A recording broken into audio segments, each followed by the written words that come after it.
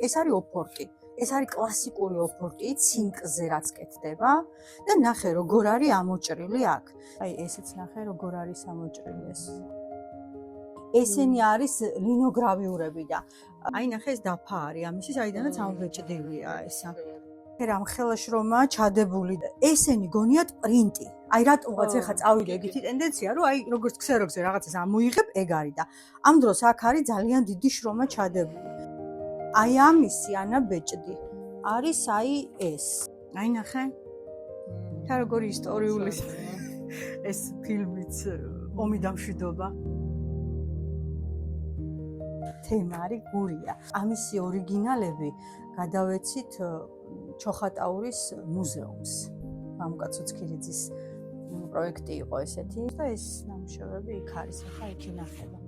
ეს მამა მუშაობდა წლების მანძილზე მიწვევით ყოველ ზაფხულში სენეში. იქ იყო დაზგური გრაფიკის სახელოსნო, ჩადიოდნენ მხატვრები, მუშაობდნენ. ეს არის ყველა ლითოგრაფია, იქ ქვაზე დახატული.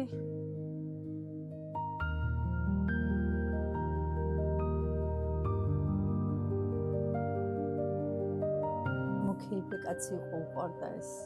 როგორც ყველა მხატვარს უყვარს და დროს ტარება და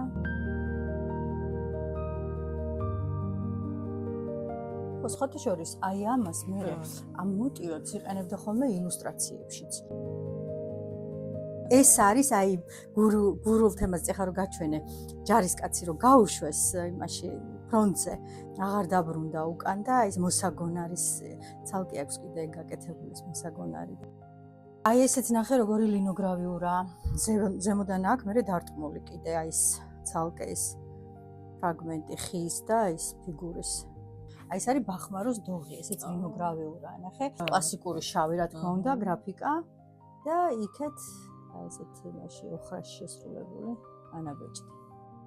სიცოცხლეში მამას თავისი პერსონალური გამოფენა არ ქონია.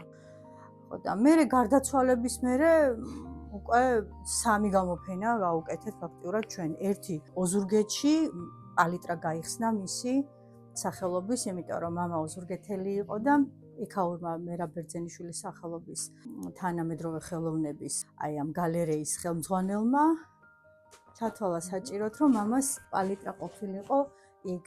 აი ეს კატალოგი სწორედ მათი დაბეჭდილი არის აი ამ გამოფენის დროს.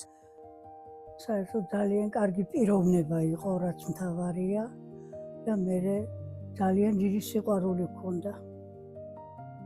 ვისურვებდი რომ ჩემს შთამომავლობას არა ესეთი ბედნიერი და კარგი პიროვნება შეხვედროდეს ცხოვრებაში ნამდვილად.